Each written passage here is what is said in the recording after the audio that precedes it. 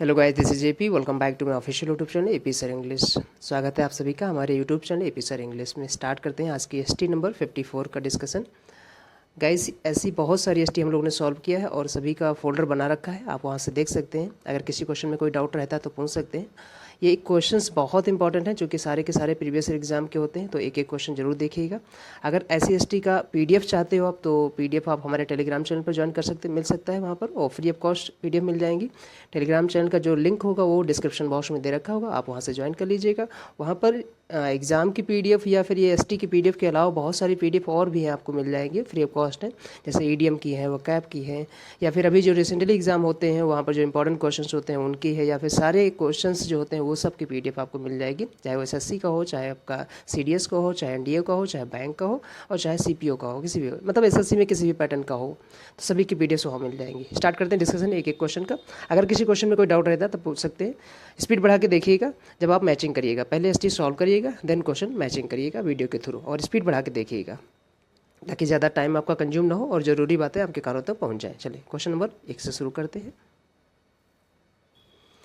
ये डायरेक्शन आप पढ़ लीजिएगा, और डायरेक्शन में फिलर्स का क्वेश्चन है। पहला नंबर क्वेश्चन है, Pranav and Karan the hikers. Hikers जानते हो ना, जो लंबी दूरी तय करते हैं पैदल, उनको हाइकर्स बोलते हैं। फ्रॉम द साउथ, साउथ से, dash lost in the dense forest but eventually, अंततः फाउंड देयर वे, और अपना रास्ता पा गए, मतलब पहले खो गए और अपना रास्ता अंततः पा गए।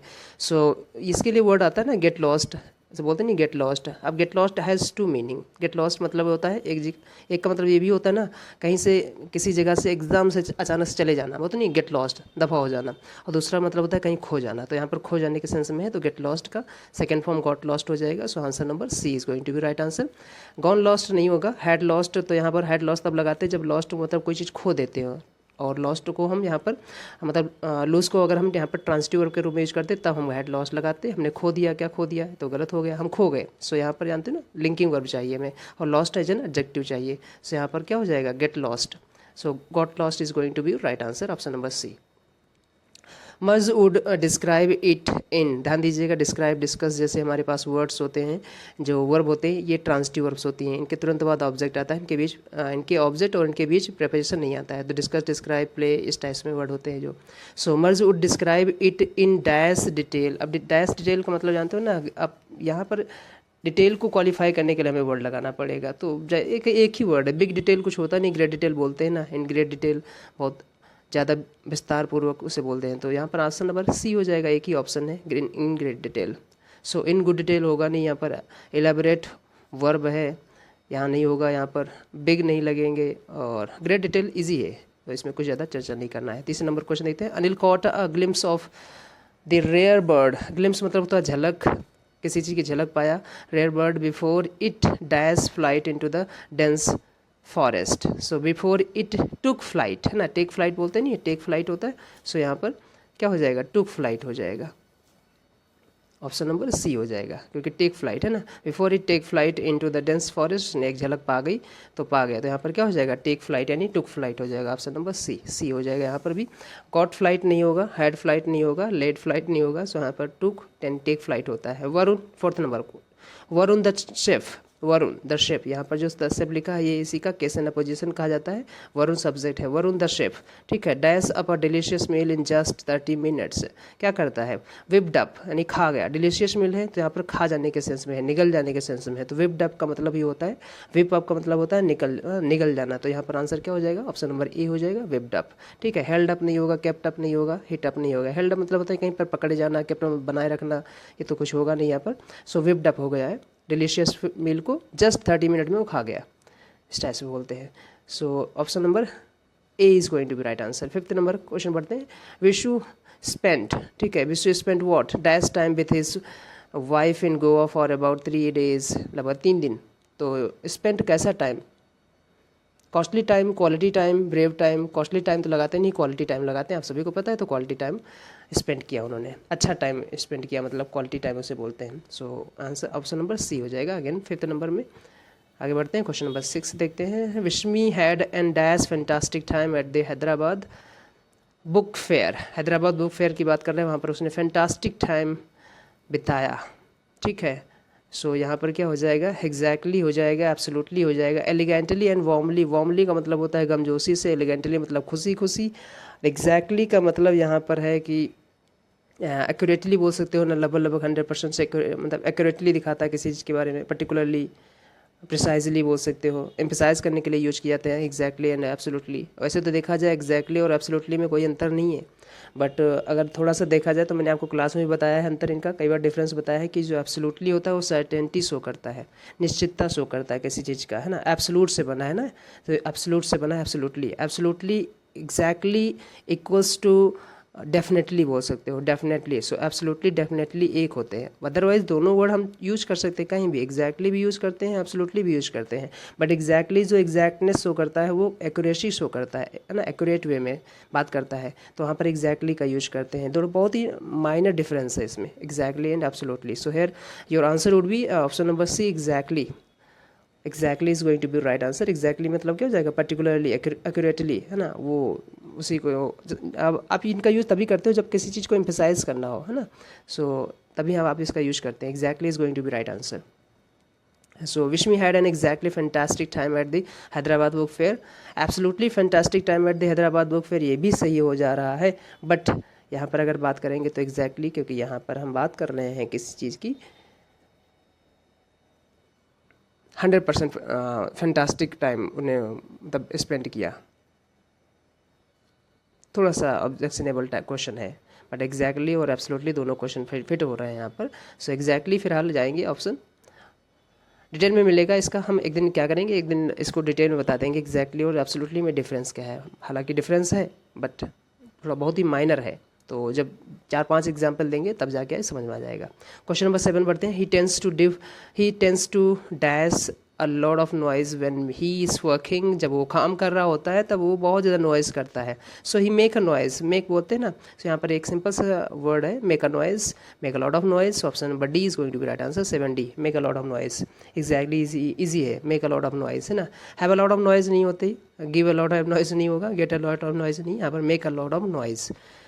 Henry, next number 8 number, Henry dash objections to the proposed changes in the company policy.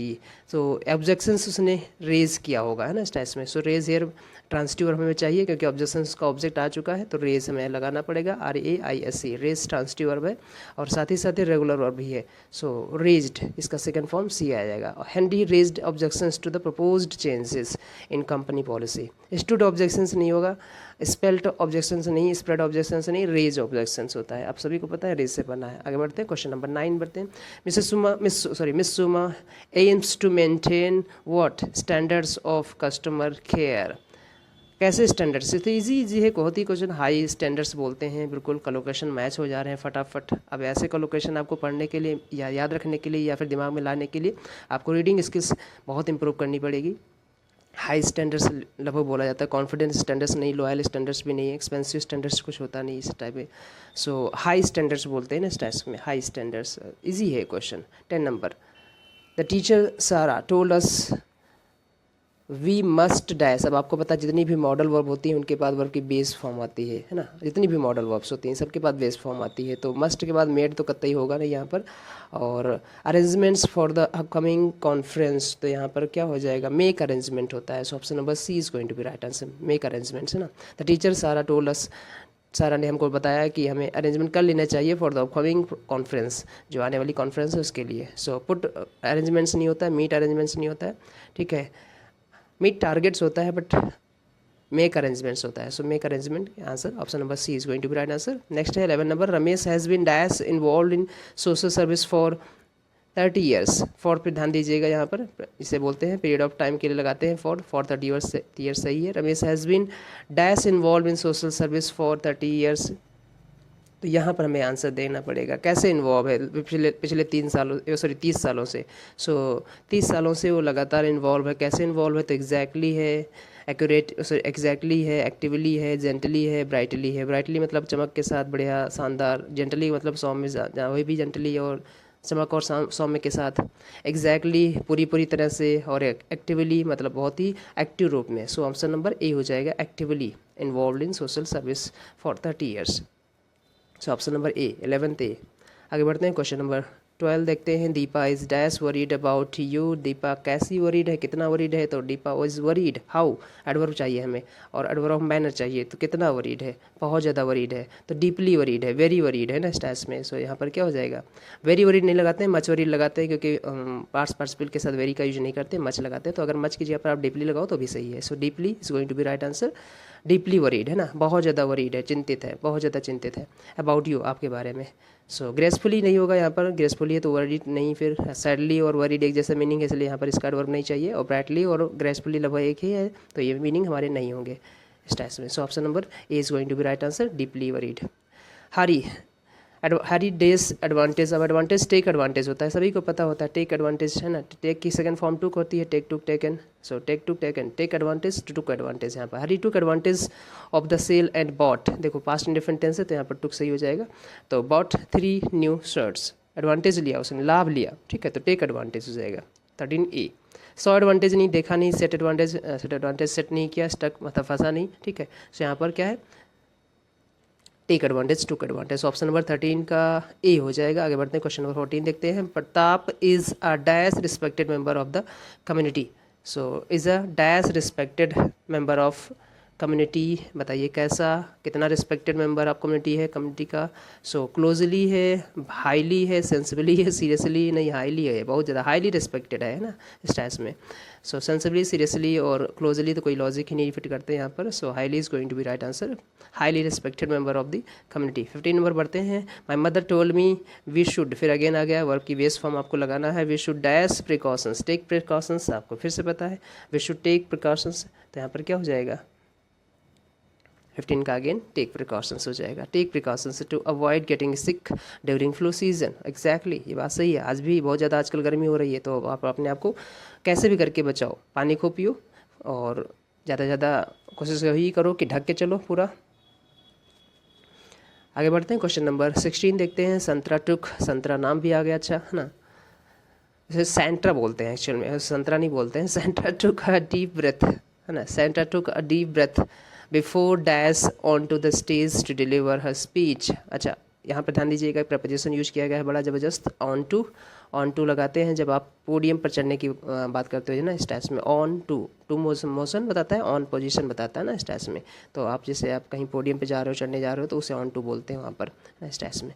सो ध्यान दीजिएगा, सेंट्रा टुक और deep breath before dash on to. अब ध्यान से एक देखेंगे, कोई चीज़ हमें सिंपल से लॉजिक भी लगा सकते हैं। बिफोर यहाँ पर पार्ट्स ऑफ स्पीच में प्रपोजिशन है, और प्रपोजिशन के बाद जो वर्ब आती है वो अपनी आईएनजी फॉर्म में आती है। आईएनजी फॉर्म में क्यों आती है, क्योंकि प्रपोजिशन के बाद चाहिए ऑब्जेक्ट, ऑब्जेक्ट बनते हैं नाउन या प्रोनाउन, बट यहाँ पर जो वर्ब होती है उसको नाउन बनाना पड़ेगा, और वर्ब को नाउन तभी बना पाते हैं जब उसमें हम उसको जीरंड बना दें, क्योंकि जीरंड पार्ट्स ऑफ स्पीच में नाउन होते हैं, और अगेन नाउन सेंटेंस में सब्जेक्ट या ऑब्जेक्ट बनने का काम कर जाते हैं। इसलिए प्रपोजिशन के बाद हमेशा वर्ब की आईएनजी फॉर्म आती है, ध्यान रखिएगा, इसीलिए आती है क्योंकि वो वर्ब की आईएनजी फॉर्म जीरंड बन जाती है, और जीरंड सेंटेंस में सब्जेक्ट या ऑब्जेक्ट बनने का काम कर जाते हैं, यहाँ पर ऑब्जेक्ट बनने का काम कर जाएगा। सो बिफोर के बाद यहाँ पर आईएनजी आएगी। एक ही ऑप्शन है before stepping into on to, sorry before stepping on to, एक ही ऑप्शन है, बाकी कोई ऑप्शन ही नहीं हो सकता है ना स्टैस में, ध्यान दीजिएगा, तो ये गलत हो जाएगा। सो ऑप्शन नंबर क्या हो जाएगा, ऑप्शन नंबर 16 का D, stepping on to the stage to deliver her speech. आगे बढ़ते हैं, question number 17, Shiva the singer, बहुत अच्छा है, कई बार यहाँ पर देखो केस एंड अपोजिशन की बात की गई है। शिवा द सिंगर है ना स्टैस में, केस एंड अपोजिशन मतलब ना जो एट्रीब्यूटिव केस होता है, जो एडिशनल इन्फॉर्मेशन सब्जेक्ट के बारे में दी जाती है, उसी को हम एट्रीब्यूटिव केस बोल देते हैं, उसी को हम केस एंड अपोजिशन बोल देते हैं, कई सारे वर्ड्स उसको दिए जाते हैं, ठीक है, या फिर क्वालिफायर बोल देते हैं इनको फिर इसी सब्जेक्ट के। तो शिवा के बारे में ही तो बताया गया है, the singer, Shiva the singer, ठीक है। तो Shiva the singer subject actually में हमारे पास शिवा है, ठीक है। तो the Shiva the singer dash live for the first time in 5 years। So Shiva dash live, बताइए आंसर क्या होगा। ओहो, यहाँ पर लिव नहीं बोलेंगे इसे, ध्यान से देखिएगा, ये बड़ा अक्सर वर्ड जैसे अगर आप इस कभी आगे वर्ड जोड़ ना पाओ तो इसके जो प्रोनाउंसिएशन होता है थोड़ा दो होता है, एक होता है लिव और एक होता है लाइव। यहाँ पर लाइव परफॉर्मेंस की बात कही है, तो परफॉर्मेंस के केस में इसका प्रोनाउंसिएशन लाइव हो जाएगा, ध्यान रखना, ठीक है, लिव नहीं लाइव हो जाएगा। लाइव परफॉर्मेंस होता है ना, सो यहाँ पर लाइव हो जाएगा, LIVE वाला, और इसे हिंदी में लिखेंगे लाइव, ऐसे ये वाला लाइव, लिव नहीं होगा यहाँ पर। जब लिव हो रहने के सेंस में तब उसे लिव बोलिएगा। तो यहाँ पर Shiva the singer dash live for the first time in 5 years, पिछले 5 सालों में, तो ये बात यहाँ पर कही गई है। देखते हैं क्या होगा आंसर यहाँ पर। पिछले 5 सालों की बात कही है, लास्ट तो राइजन परफॉर्म्ड लाइटेड शो, नहीं परफॉर्म्ड हो जाएगा, पिछले 5 सालों की बात कर रहा है, तो यहाँ पर option number B is going to be right answer, performed. ठीक है, आगे बढ़ते हैं, क्वेश्चन नंबर 18 देखते हैं। 18 में एरर डिटेक्शन था, और एरर डिटेक्शन में आपको पता है कितना इजी है, यहाँ पर दे रखा है, यहाँ पर लिखा है यू मे डिस्कसिंग। आपको पता है जितनी भी मॉडल वर्ब्स होती हैं, मॉडल वर्ब के साथ हमेशा वर्ब की बेस फॉर्म यानी V1 फॉर्म आती है, कभी भी ING फॉर्म नहीं आएगी, सेकंड फॉर्म नहीं आएगी, थर्ड फॉर्म तुरंत नहीं आएगी, याद रखिएगा। तो इसके साथ जस्ट बाद अगर आएगी तो वर्ब की बेस फॉर्म आएगी, याद रखिएगा। और किसी भी वर्ब की बेस फॉर्म जो होती है वो प्लूरल होती है, ओरिजिनल फॉर्म होती है। ठीक है, ध्यान दीजिएगा, ओरिजिनल फॉर्म वही होती है जो बेस फॉर्म होती है। सो मे के साथ यहाँ पर या तो मे डिस्कस करो या मे भी डिस्कसिंग करो। ठीक है, तो यहाँ पर मे डिस्कस कर लीजिए, may discuss. So you may discuss your problem in tomorrow's meeting, या फिर you may be discussing your problem in tomorrow's meeting, दोनों सही हो जाएगा। तो या तो बी लगा दो, बी के साथ ING लग जाएगा, यहाँ पर सही हो जाएगा, या तो फिर इस डिस्कसिंग को डिस्कस कर दो, सही हो जाएगा, इजी हो जाएगा। जितनी भी याद रखिए, जितनी भी मॉडल वर्ब्स हैं या फिर जितनी भी do does did, do does did हो जाए ना इस टाइप में, और इनके बाद अगर कभी वर्ब की V1 form verb form use करना हो, इन्हीं ये जब हेल्पिंग वर्ब हो तब, तो फिर हमेशा वर्ब की V1 फॉर्म लगाइएगा, याद रखिएगा। आगे बढ़ते हैं, क्वेश्चन नंबर यहाँ पर हमें रिपोर्ट द स्पीच बताना है, और ये फटाफट ईजी है, आप सभी को पता होगा कौन सा होगा। लिखा है डिड यू फिनिश, यानी पास्ट इंडिफिनिट टेंस है और इंट्रोगेटिव है, तो इफ़ से बनेगा और हैड से बन जाएगा। तो इफ़ हैड एक है ऑप्शन है, ऑप्शन नंबर 2 कर लीजिएगा। ऐसे एग्जाम में भी करना है, जैसे देखा आपने डिड यू देखा है, इसका मतलब पास्ट इंडिफिनिट टेंस है और इंट्रोगेटिव है, तो ये इफ़ या वेदर में चेंज होगा क्योंकि ऑक्सिलरी वर्ब से स्टार्ट हो रहा है, और ये पास्ट इंडिफिनिट टेंस है तो हैड में चेंज होगा इस टाइप में। तो देखो यहाँ पर एक ही ऑप्शन हैड वाला, ये सब गलत है क्योंकि इसमें हैड है ही नहीं, इसमें डी का डी लगा दिया, वो गलत है। बाकी पढ़ना भी गलत है क्योंकि वो गलत लिखा ही है। सो एक ही ऑप्शन है, ऑप्शन नंबर 2 हो जाएगा 19 का सेकंड आंसर। आगे बढ़ते हैं, क्वेश्चन नंबर 20 भी हमारे पास नरेशन का ही है। Avika says I have completed the maths assignment, says है यानी कि हमारी रिपोर्टिंग वर्ब प्रेजेंट में है, तो रिपोर्टेड स्पीच चेंज नहीं होगा, याद रखिएगा। सो यहाँ पर क्या हो जाएगा, Avika says that she had, नहीं, Avika says that I had, नहीं, Avika says that she has completed the maths assignment. So option number D is going to be right, यानी 4th is going to be right answer. Avika says that she has completed the math assignment, math assignment, ठीक है। So option number 4th is going to be right answer, 4th हो जाएगा। Avika says reporting verb present में है तो change नहीं होगा, reporting verb present या फ्यूचर में होता है तो रिपोर्टेड स्पीच चेंज नहीं होती, याद रखिएगा। सो यहाँ पर क्या हो जाएगा, Evika says that she, I change होगा, एविका के अकॉर्डिंग सी हो जाएगा, और has completed the math assignment. So option number 4th is going to be right answer, 20 का 4th हो जाएगा।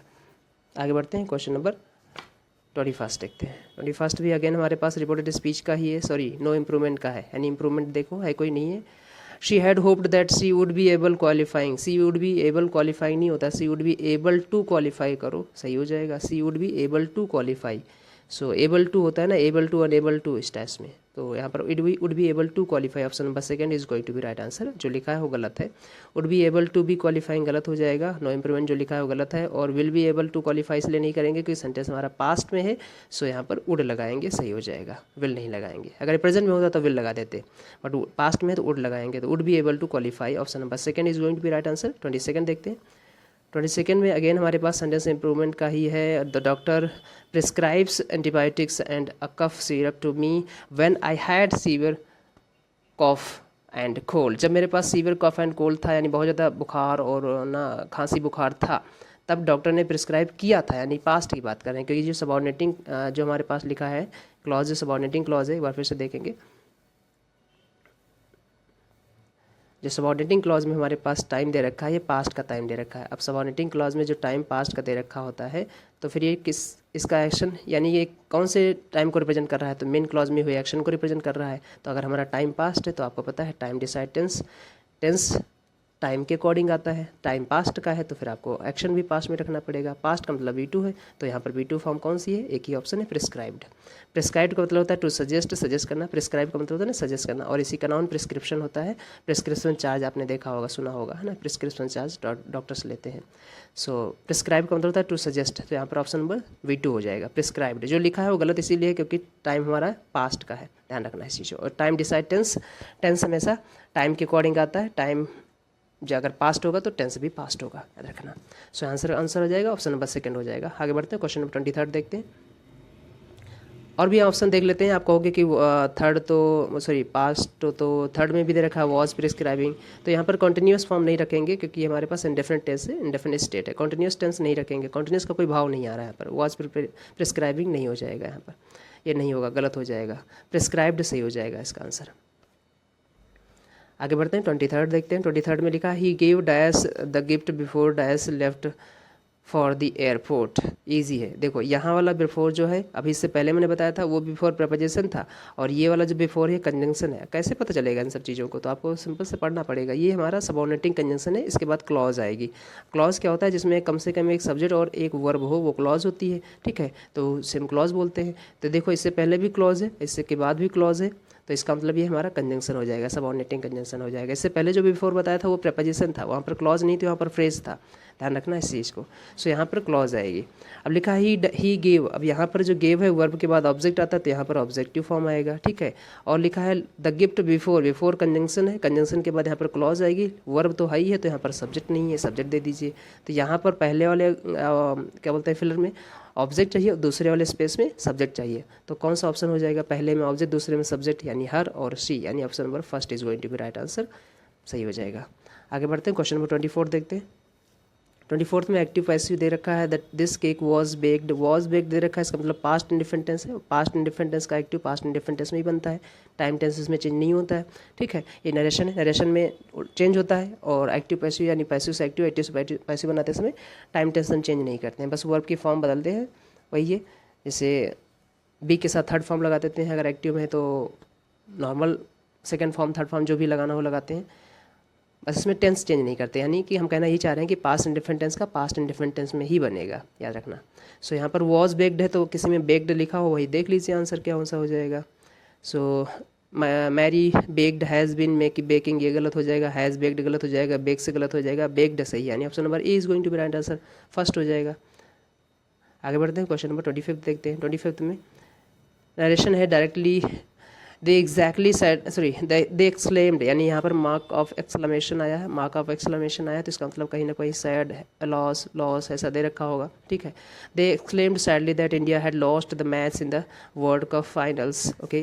दे said India has sadly lost, नहीं ये गलत हो जाएगा, पहला खत्म। They said what a loss, India has lost the match in the world cup finals, option number second ही सही हो जाएगा। और भी ऑप्शन देख लेते हैं, फिलहाल ऑप्शन सही है क्योंकि यहाँ पर मार्क ऑफ एक्सक्लेमेशन दे रखा है, what a loss great loss में बदलेगा, ठीक है। सो ऑप्शन नंबर सेकंड हो जाएगा 25 का। और भी ऑप्शन देख लेते हैं।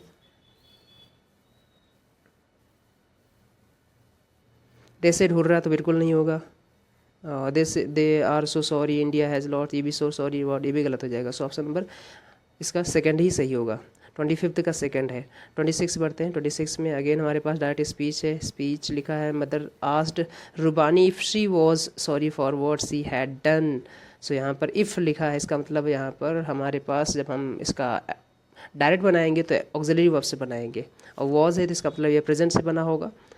सो प्रेजेंट का हमें बनाना पड़ेगा, और देख लीजिए कौन सा बनेगा। The mother said to Rubani are you sorry for what she did, नहीं आर यू सॉरी, क्योंकि ये अगर प्रेजेंट में तो इधर भी प्रेजेंट में होना चाहिए था, गलत हो जाएगा। Are you sorry for what you have done, और यू हैव डन का हैड डन हो जाएगा, सही है। इसका मतलब option number second is going to be right answer, second हो जाएगा। 26 का सेकंड हो जाएगा। आगे बढ़ते हैं, बाकी सारे गलत हैं।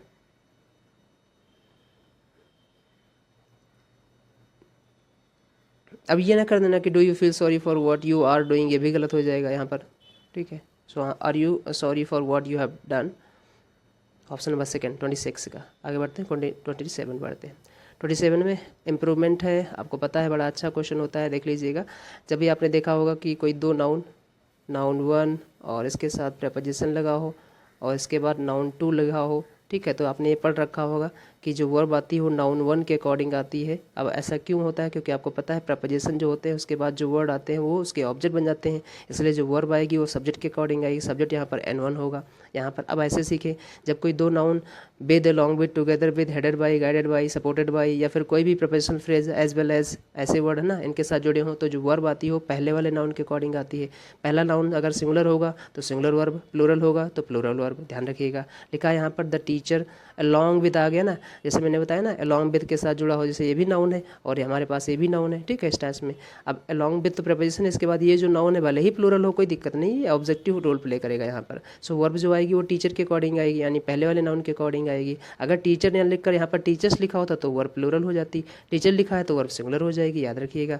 यहाँ पर वर ना होकर वॉज हो जाएगा इस टाइप में। अब ये ना कर देना कि हम टीचर को प्लूरल कर दें, हम सब्जेक्ट को प्लूरल नहीं करते हैं, हम वर्ब को चेंज करते हैं सब्जेक्ट के अकॉर्डिंग, अगर सब्जेक्ट सही होता है तो। सो यहाँ पर क्या हो जाएगा, जैसे ध्यान रखना, जैसे the teacher along with the students आ जाए तो वाज हो जाएगा। अगर यहाँ पर उल्टा लिखा होता the students along with the teacher तो वर हो जाता, क्योंकि स्टूडेंट्स की वर्ब आ जाती फिर, है ना। तो जब भी कभी दो नाउन किसी प्रपोजिशन से रिलेट किए जाएँ तो आप जो वर्ब लगाएंगे वो पहले वाले नाउन के अकॉर्डिंग लगाएंगे। क्यों लगाएंगे, क्योंकि जो बाद वाला नाउन होगा वो उस प्रपोजिशन का ऑब्जेक्ट हो जाएगा, इसलिए जो वर्ब आती है वो नाउन वन के आती है, ध्यान रखना इस चीज़ को। सो यहाँ पर क्या हो जाएगा, आप ऑप्शन आपको मिल जाएगा the teacher along with the students. अब कौन कौन से वर्ड है मैं फिर से एक बार बता देता हूँ, अलॉन्ग विद है, टुगेदर विद है, headed by, guided by, supported by, as well as, है ना, ये सब वर्ड है। तो इनके बाद जो वर्ब आएगी वो पहले वाले नाउन के अकॉर्डिंग आएगी, यानी नाउन वन के अकॉर्डिंग आएगी।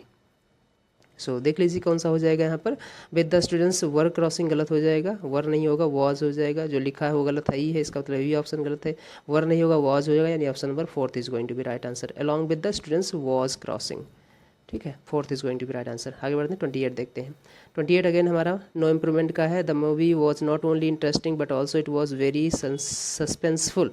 तो नॉट ओनली बट ऑल्सो, ध्यान रखना इस चीज़ को, नॉट ओनली बट ऑल्सो हो, नॉट ओनली बट ऑल्सो हो, या फिर आपका इधर और या नीदर नॉर हो, ठीक है, ये सेम रैंक लेते हैं, हमें ध्यान रखना है, इनके पास आगे पीछे सेम रैंक होती है। सेम रैंक कहने का मतलब होता है कि सेम वर्ड्स ऑफ स्पीच में सेम वर्ड्स होंगे, सेम फ्रेज होंगी, ध्यान रखिएगा इस चीज़ को।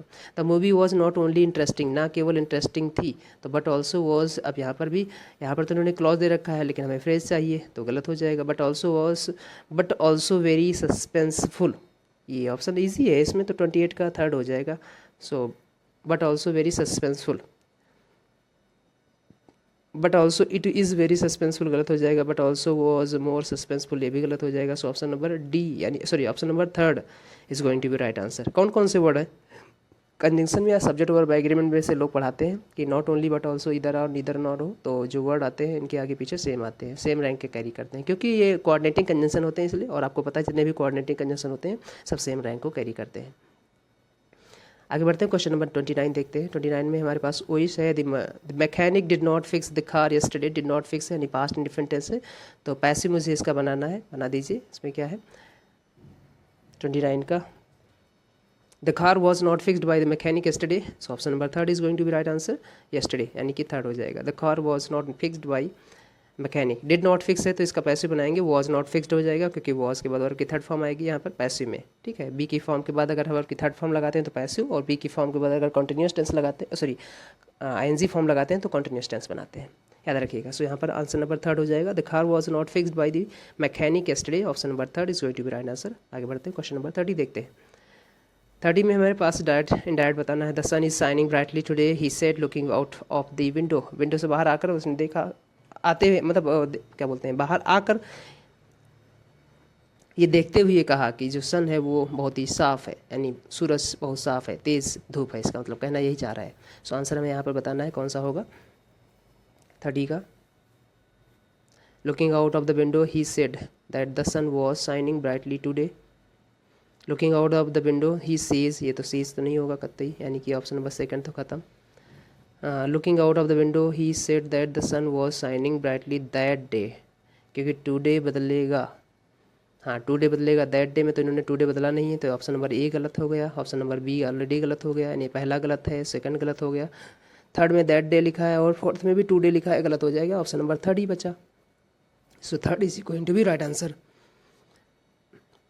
थर्ड लगा देंगे आंसर, आंसर नंबर क्या हो जाएगा, थर्ड हो जाएगा, 3 हो जाएगा। क्वेश्चन नंबर आगे बढ़ते हैं।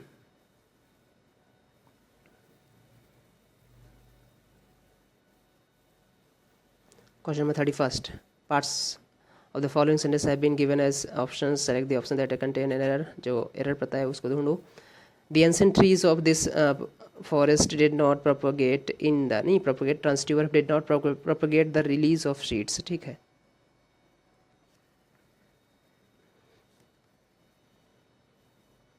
इन हटा दो। इन हटा दो, ठीक है। और आपको पता है डू डज डिड के बाद ये पुराना कॉन्सेप्ट है, V1 फॉर्म आती है, लगा है, ठीक है। आगे बढ़ते हैं क्वेश्चन नंबर 32। 32 में लिखा है if you diligently study the intricacies, intricacy मतलब होता है जटिलताएं, ठीक है, of the language, you dash that your proficiency in it improves significantly.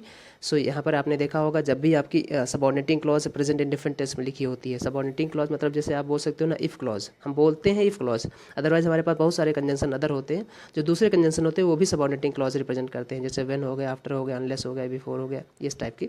But if clause को जनरली लोग बोल देते हैं तो समझ जल्दी जाती है इस टाइप में।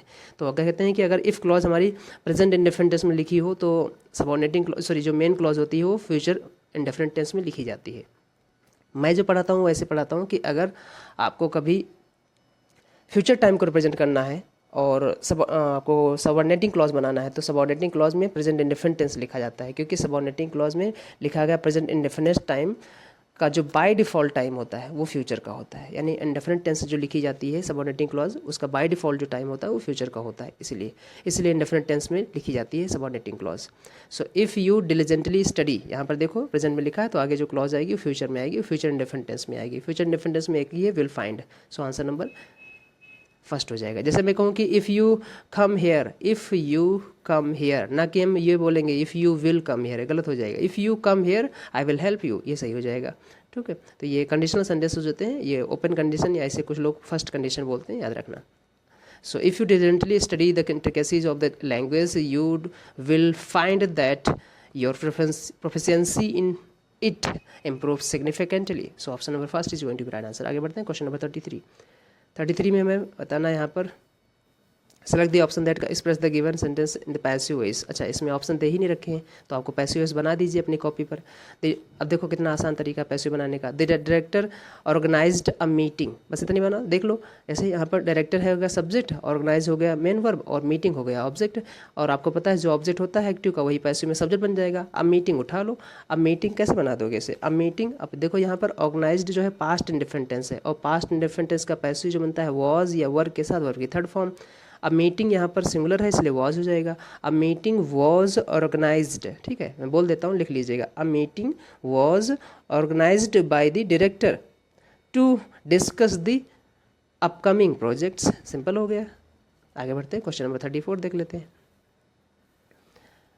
इसमें इम्प्रूवमेंट की बात कही गई है। The school room into which he took me, वो स्कूल रूम जिसमें वो मेरे को ले गया, was the most forlorn and desolate, ठीक है, डेजोलेट प्लेस, मतलब फॉरलॉर्न मतलब वीरान बोलते हैं ना, बिल्कुल सुनसान, डेजोलेट भी उसका उसी का जैसा मीनिंग है। So place I am ever seeing या फिर आई हैव एवर सीन, अब तक जो मैंने देखा। पास्ट को प्रेजेंट जब भी रिलेट करना होगा तो आप हमेशा प्रेजेंट परफेक्ट यूज करते हो, है ना। प्रेजेंट परफेक्ट बनाया ही इसीलिए गया है कि पास्ट को प्रेजेंट से रिलेट किया जाए, पास्ट को प्रेजेंट से रिलेट किया जाए, तो उस केस में हम प्रेजेंट परफेक्ट बनाते हैं। तो क्या हो जाएगा यहाँ पर? आई एम एवर सीइंग नहीं हो जाएगा, क्योंकि एवर का मतलब ही होता है अब तक, ध्यान रखना। सो यही हमारा डबल टाइम है और ये बताता है पास्ट को प्रेजेंट कनेक्ट करने के लिए। So I am ever seeing ना होकर यहाँ पर क्या हो जाएगा? I have ever seen. Option number 3 is going to be right answer. I have ever seen, ठीक है, बड़े इजी है। I have ever seen. 34 tense की क्लियरिटी आपको बहुत अच्छे से होनी चाहिए, कौन सा टेंस कहाँ पर यूज करोगे, क्योंकि एग्जाम में सबसे बड़ा अहम रोल जो प्ले करता है वो टाइम टेंस रोल प्ले करता है, इसके बाद वो अब, ठीक है। हालांकि सारे टॉपिक बहुत इंपॉर्टेंट होते हैं बट बेसिक आपको टेंस टाइम से ही डेवलप होती है और वो बहुत ज़रूरी होती है। चलिए, ये फिलर्स हैं और क्लोज टेस्ट है, बड़ा इजी है, पढ़ लीजिएगा। यहाँ पर लिखा है डैश, अब यहाँ से शुरू करते हैं। It is dash to have a conversation about, बहुत अच्छा सेंटेंस है। It is dash to have a conversation about health and wellness without talking about mental health, ठीक है। तो ये यहाँ पर ऑप्शन चूज कर ले, मैं आपको ऑप्शन बता देता हूँ। यहाँ पर ऑप्शन जो आएगा, मैं एक बार पढ़ लिया हूँ, तो इम्पॉसिबल हो जाएगा, ठीक है, impossible. So it is impossible, मैं फिल करते चलता हूँ। यहाँ पर लिखा गया इट इज़ इम्पॉसिबल, तो it is impossible to have conversation about health and wellness without talking about mental health, mental health के बारे में बिना बात की, ऐसा इम्पॉसिबल है ना। In the United States nearly 1 in 5 adult, लगभग 5 में से 1 एडल्ट हैज़ मेंटल इलनेस और मेंटल हेल्थ कंडीशन। ओहो, ये यूनाइटेड स्टेट की कंडीशन है। That is nearly 52 million people, और लगभग ऐसा 52 मिलियन लोगों में है। ओह, हाउएवर, यद्यपि mental health isn't just about having और not having a mental illness. ठीक है, मेंटल इलनेस का मतलब ये नहीं है कि वो मेंटल बीमारी हो या ना हो। Our wellbeing is dash by all aspects, our wellbeing is dash by all aspects. देखते हैं ऑप्शन क्या है फटाफट, मैं आपको ऑप्शन ही बता देता हूँ यहाँ पर, आप पढ़ लेंगे, बड़ा इजी है, या फिर मैं पढ़ के बता देता हूँ। पहले ऑप्शन बता देता हूँ फिर आपको बताऊँ। यहाँ पर जो ऑप्शन हो जाएगा हमारे पास इम्पॉसिबल हो जाएगा, यानी 35 का जो आंसर हो जाएगा इम्पॉसिबल हो जाएगा। 36 का जो आंसर हो जाएगा वो अफेक्टेड हो जाएगा। थोड़ा सा यहाँ पर चेक कर लीजिए, इफेक्टेड क्यों नहीं होगा। यहाँ पर दो वर्ड होते हैं, एक होता है इफेक्ट, ठीक है, एक वर्ड होता है इफेक्ट और एक वर्ड होता है अफेक्ट। ठीक है, अफेक्ट, AFFACT और EFFACT, ध्यान से सुनिए। अफेक्ट जो है ये प्योरली पार्ट्स ऑफ स्पीच में वर्ब है, इसका मतलब होता है प्रभाव डालना या प्रभावित करना। और इफेक्ट जो पार्ट्स ऑफ स्पीच में नाउन और वर्ब दोनों है, जब ये नाउन बनेगा तो इसका मतलब होता है प्रभाव, और जब ये वर्ब बनेगा तो इसका मतलब होता है to make a change in something, to make a change in something, किसी चीज़ में बदलाव लाना। तो उस केस में इफेक्ट जो है वो वर्ब भी बन जाती है, ध्यान रखिएगा। अदरवाइज इफेक्ट जो है नाउन के रूप में यूज़ करिएगा और अफेक्ट जो है वो वर्ब के रूप में यूज़ करिएगा। सो आपको पता है वर्ब की ही फॉर्म्स बदलती हैं, इफेक्ट यहाँ पर वर्ब बदलाव के केस में लगाया नहीं गया है तो यहाँ पर इफेक्ट तो होगा नहीं। अफेक्टेड हो जाएगा, प्रभावित किया। इंडिफरेंट नहीं होगा, यहाँ पर गलत हो जाएगा, डिफरेंट इंडिफरेंट नहीं होगा, सो यहाँ पर अफेक्टेड हो जाएगा क्योंकि हमें वर्ब की रिक्वायरमेंट थी यहाँ पर। सो अफेक्टेड हो जाएगा। 37 का आंसर आपको बता देते हैं। 37 में जो यहाँ पर लिखा होगा वो क्रिटिकल है। ठीक है, 37 का आंसर फर्स्ट हो जाएगा क्रिटिकल, और 38 में यहाँ पर 2 हो जाएगा क्योंकि हमें 2 + V1 लगाना था यहाँ पर, है ना। आगे V1 दे रखी थी, प्रपोजिशन हमारे पास, सॉरी इन्फिनिटी वाला आर्ट जो लगेगा 2, वो 2 यहाँ पर इन्फिनिटी वाला 2 आएगा, प्रपोजिशन वाला नहीं आएगा, क्योंकि अगर आगे ING फॉर्म होती तो हम प्रपोजिशन वाला लगाते।